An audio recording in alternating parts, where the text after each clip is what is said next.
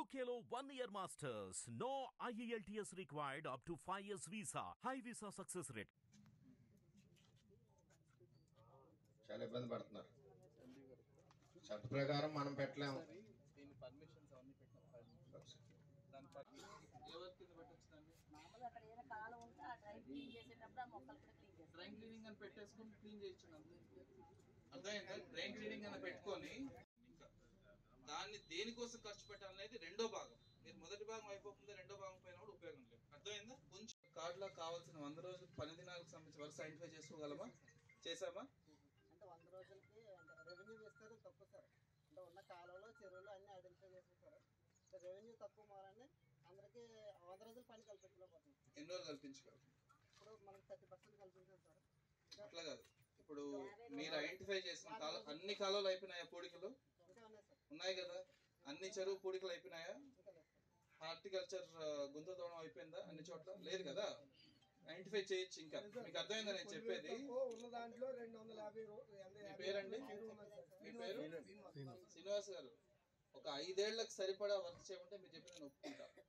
మనం స్టార్ట్ చేసేది ఆఫ్టర్ 5 ఏళ్ళ నుంచి ఫస్ట్ టైం స్టార్ట్ చేస్తాం. నెక్స్ట్ 1 year అయితే మాత్రం మీరు 990 మందికి పని కల్పించే అవకాశం ఉంది. ప్రతి ఊర్లోనూ ఉంటుంది. మీరు ఈ ఇయర్ అయిపోయిన తర్వాత నెక్స్ట్ ఇయర్ కూడా చేసిన తర్వాత 3వ సంవత్సరం నాకేం పనులు లేవంటే ఒప్పుకుంటా. I agree. మీకు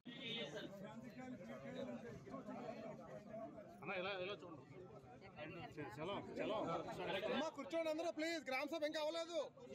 పంచాయతీలో మన గ్రామ సభకు సంబంధించి ఇవాళ నేను అటెండ్ అవ్వడం జరిగింది.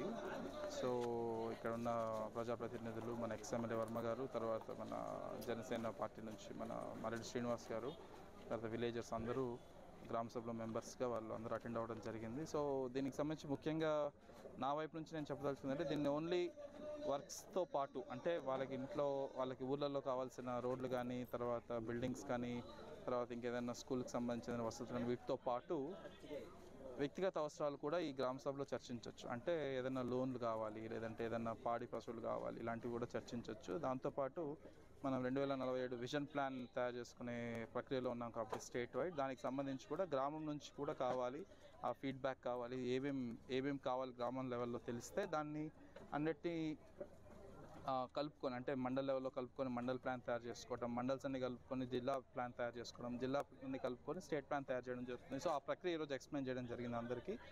సో దయచేసి అందరూ ఈ సద్వినియోగం చేసుకోవాలి గ్రామ సభల్ని. తర్వాత మీరు తీర్మానం చేసేటప్పుడు ఓన్లీ ఖర్చు గురించే కాదు, మీరు చేయాల్సిన అదర్ పనులు, అంటే కూలీలకు అందరూ వెళ్ళాలి, తర్వాత పని దినాలు కల్పించుకోవాలి. సో దాని మీద కూడా కొంత ఫోకస్ చేయాలని చెప్పి అందరినీ కోరుకుంటూ ఇవాళ ఇక్కడ ఈ గ్రామ సభ మొత్తం జిల్లా వ్యాప్తంగా మనకి మొత్తం 340 పంచాయతీలో కూడా జరగడం జరుగుతుంది. అండ్ ప్రతి పంచాయతీలో తీర్మానం తీసుకున్న తర్వాత దాన్ని మన గవర్నమెంట్కి మన నివేదిక సమర్పించడం జరుగుతుంది. Thank you.